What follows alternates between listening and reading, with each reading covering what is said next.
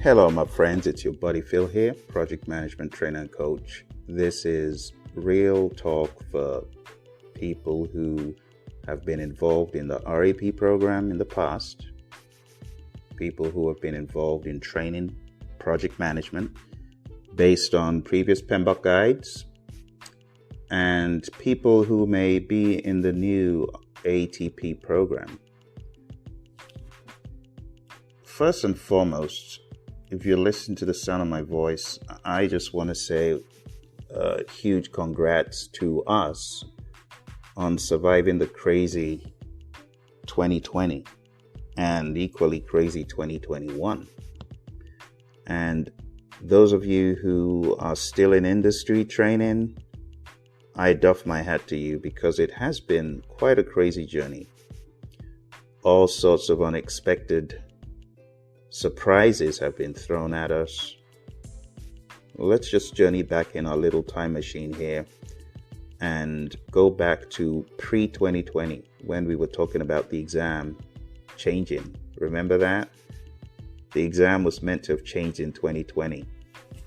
And in 2019, we began taking a look at that new content outline. And for a time, there were two content outlines out, and that was crazy. And then we had the cutover, the crossover map, remember that? And the crossover map, it didn't really do much to help anyone because we realized that it was a totally new configuration in the current content outline. So a lot of that crossover stuff, it just didn't work. It was just like comfort food. It didn't really do any good when we boiled it down. But we got over that, and January 2021 was when the new exam kicked off. And unfortunately, a number of people who were banking on taking the old exam realized that it was no longer available. It was a lot of chaos, confusion at that time. And around about that time in December 2020, we also had the REP program going away and the new ATP program coming in. And there were a number of notable companies, people, entities who had been in industry for eons, much longer than I have. They took a stand not to join the ATP program. And there were many reasons, one of which was they didn't want control of how they taught the content. They didn't want control over the materials they used. And I felt quite the same way. So a lot of companies ended up joining the program, but more than 2/3 of the original registered education providers at the last time I checked did not. Because I know we were banking on about 300 and 3,000 thereabouts. I know some people had already dropped off the wagon prior, but at the time the program was launched, I remember it was a very minuscule amount. I think at the end of the day, maybe 2/3. If you know a better number, then let me know. But very few people who were on the original program joined, and this program was launched. And immediately people began thinking they were at a disadvantage, and predominantly ATP trained students would do well and those who were not ATP students wouldn't. But that ended up not being the case. And instead of us seeing what had been repeated over the years of large number of folks taking the exam not doing well, we quickly realized that almost everyone was passing the exam. Almost every single candidate that put up a notification on social media said they passed. Now, if you put this in contrast with years before that, you realize that a lot of people were not passing the exam. Now, is that a good thing? Is that a bad thing? I believe needless difficulty, needless tedious difficulty is no good. And if that is what the exam was in the years gone by, then it's good to move away from that. But if that was not just needless, tedious difficulty, if those were good checks and balances for the exam in time past, then taking away such checks and balances could actually end up hurting the profession end up hurting the reputation that PMPs have. For example, I'll give my example. When I was interviewed by Honeywell about 6 or 7 months after my PMP exam, I did amazingly well in the earned value based interview. And the only reason why I did was because of the prep that I had to do for the PMP exam. It exposed me to a whole lot of stuff. Now, even though my exam was not riddled with question after question in earned value, the preparation did help me and it set me up for success. And honestly, without the PMP exam that I took in 2005, I wouldn't be where I am today in my career. So it was a very good move. And I'm sure some of you experienced similar things, maybe not with earned value, but other topics of project management that you studied that might have really set a firm foundation. And I'm not talking about the 100% of the PMBOK guide. It might have just been 20% of what you studied ended up contributing to 80% of your foundation or your career or your success in one company or the other. So the PMP has had quite an interesting reputation. It's been both highly regarded and highly disregarded. But I think all in all, there was some good balance. Now, with the advent of the 2021 exam, the exam that we know today has been, in quote, the new exam, the agile, people say you might as well call it the PMP agile exam. Yeah. With the advent of that exam, I'm not sure many of us can say the same thing. Many of us who got certified pre-2021, we feel that the exam has been dumbed down to a point of harm. You get what I'm saying? That is what a lot of us see it as. Now, whether that perception is correct, whether it's accurate, is yet to be seen, right? Time will tell. Whether the way the exam was reconfigured is justifiable is yet to be seen,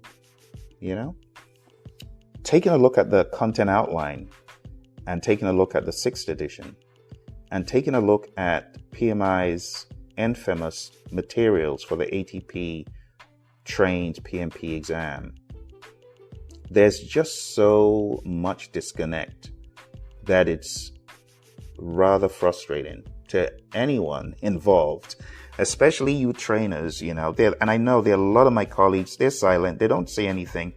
I'm the one who's got the big mouth, so I put out all this stuff about my views.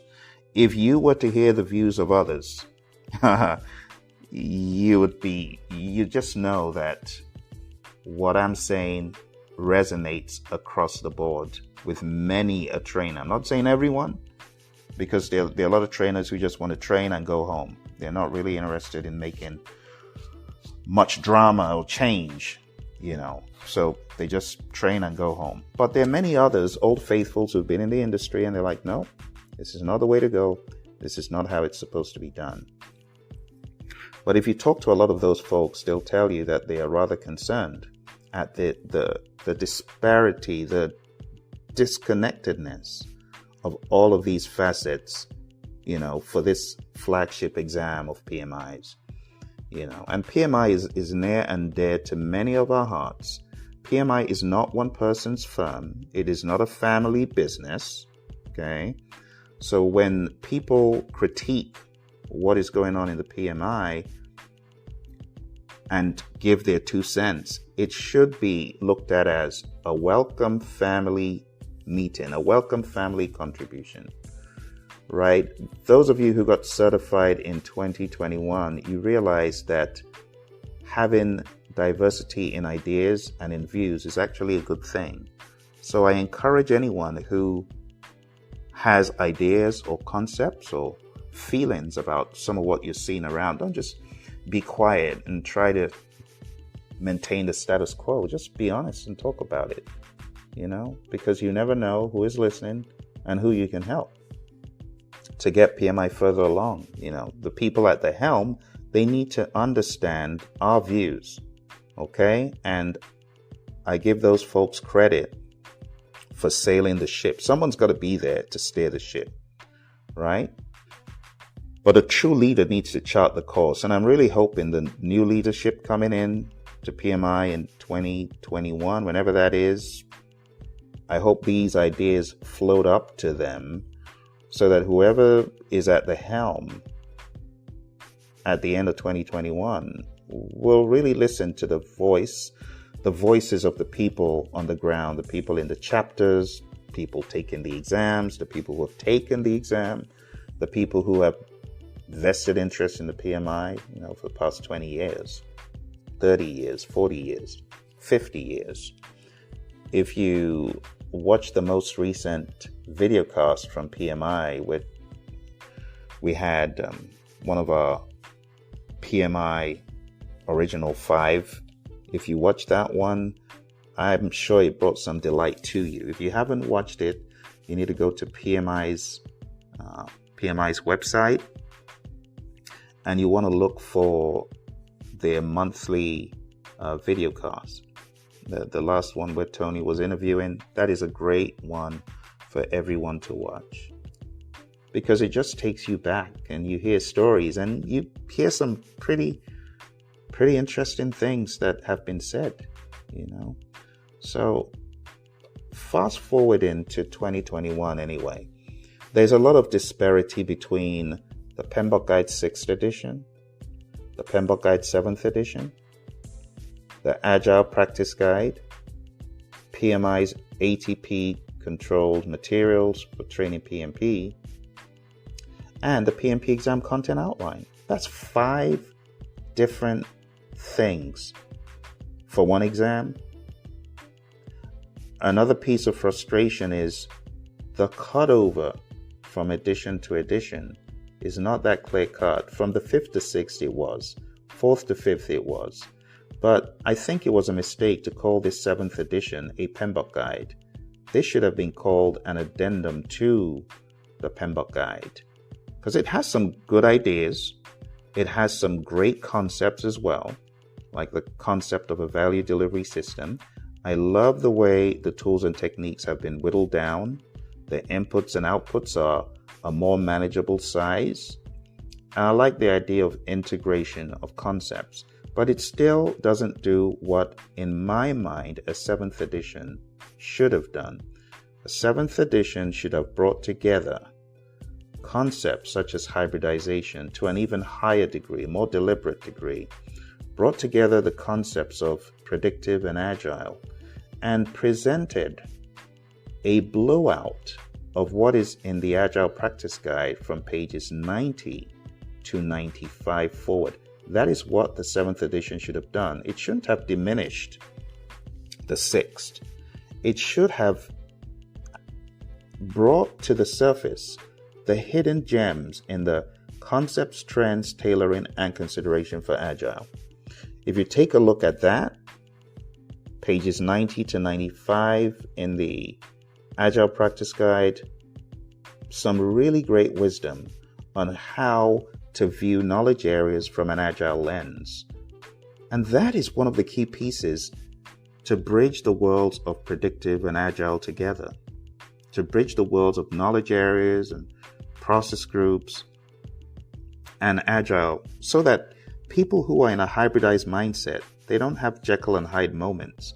Instead of looking at Agile as being some standalone thing and predictive as some standalone thing, you just see project management for what it is. Project management, whether it's been done by a team, whether it's been done by a project manager, whether it's been done by team members and the project manager, you just see it as one composite whole, and you understand how it should be integrated across a project.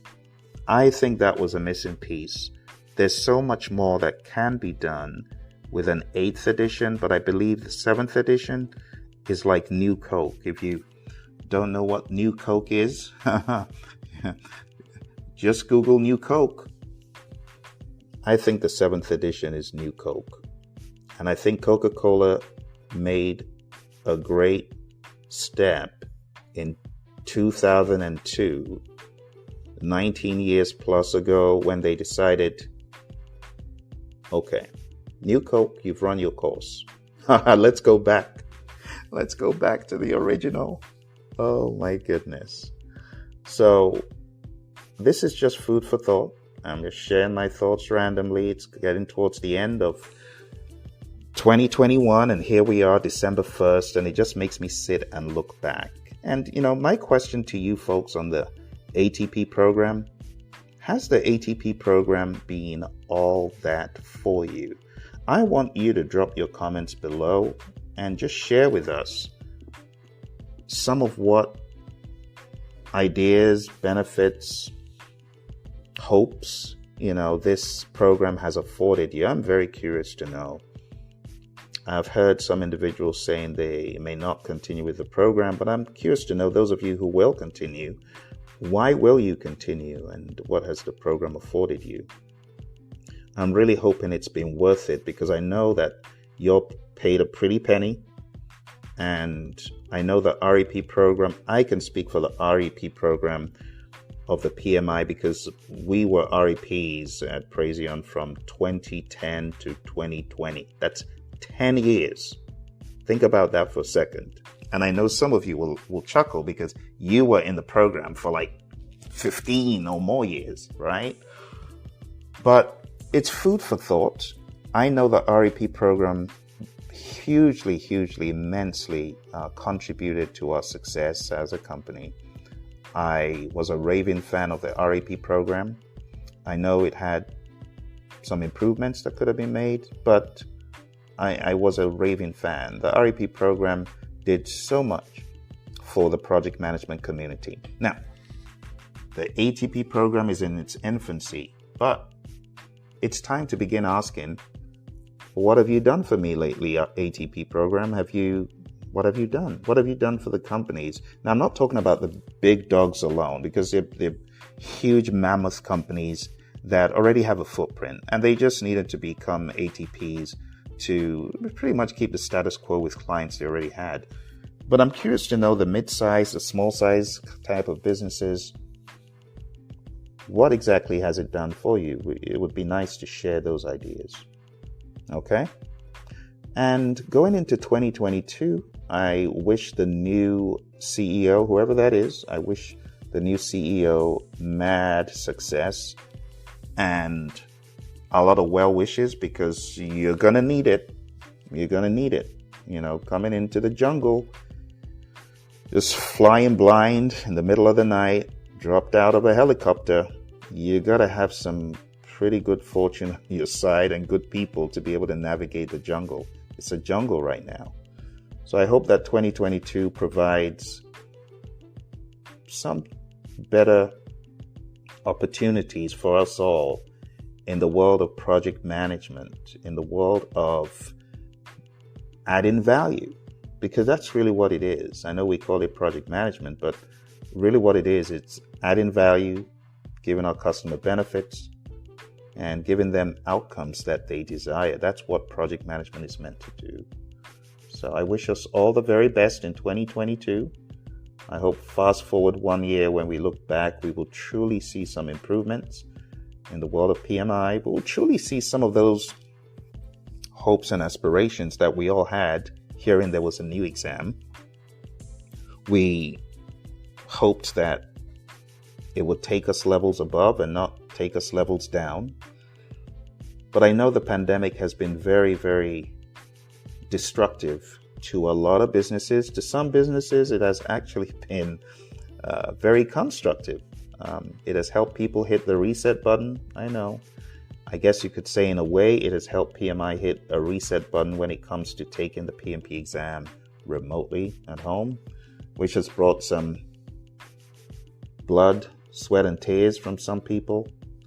That has not yet resulted in their success. And I'm talking about people whose exams have been just cut short, like in the middle of the process, due to technical difficulties and things like that. But with new technology, that kind of stuff happens. It takes some time for us to even out the kinks and the ebbs and flows, to even things out.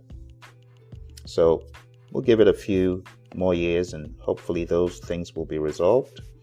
We've also seen a number of people who have had, unfortunately, their certification status revoked, which has been kind of right there in the forefront this year. We didn't see a lot of that as much before. I know it did happen, but I think the reason is you have a lot of these companies, and I'm not going to put any of their names out because they are absolutely shameful companies and they stand against everything that PMI and other organizations stand for, which is setting up full-blown cheating workshops. That's what it is.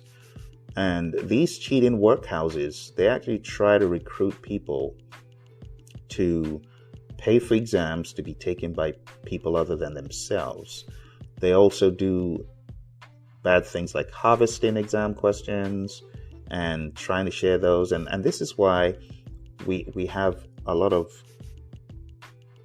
cycle changes as we go through the years in the PMP exam. PMI is always updating the questions because of terrible firms like this, in addition to many other reasons, good reasons.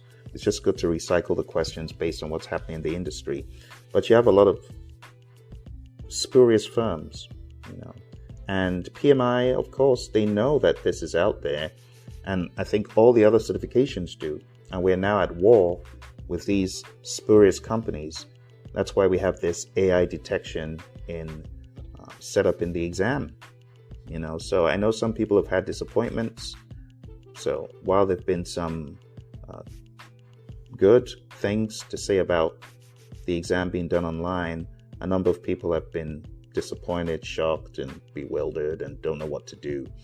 And to those, anyone who's still listening that's thinking of taking the exam, just beware, of these spurious companies that offer harvested questions. It's such a bad, horrible thing, really horrible thing. And cheats all over the place. Just a month ago, I got someone sending me a message saying, would you be interested in taking the PSM exam for someone? And of course, this was done semi-anonymously because it was done on one of these sites where you tutor and mentor and train and coach, and someone could pose as a student only to ask this question. So I reported the individual to the management of this site, but it just goes to show you that as people are actively studying, to do well on a test, people are actively cheating. And entire companies are also presenting them that opportunity. So there's a lot of new stuff we're dealing with. Some stuff has been there for years, but it's just now magnified, being that the exam is being taken at home. All right. So I hope this gave you food for thought about 2021. It's been a rather interesting year as far as project management is concerned. Personally, I did take a professional exam, and that was fun. I know some people got 5, 6, 7 certifications, and that's cool. The certifications are really meant to be a feather in the cap and an addition, not the main thing, because experience is still the best teacher and, of course, the best indicator of prowess. Great experience, great track record. Those cannot be replaced by a certification. So it's always good to keep that in mind. All right, my friends. Well, thank you very much. I wish you all the very best in 2022 in all your endeavors. Got any thoughts, comments, ideas? I want you to put them in the chat below. You take care. It's your buddy Phil here, saying happy 2022 way in advance. And all the best to the new PMI CEO whenever that individual comes in. Talk to you soon.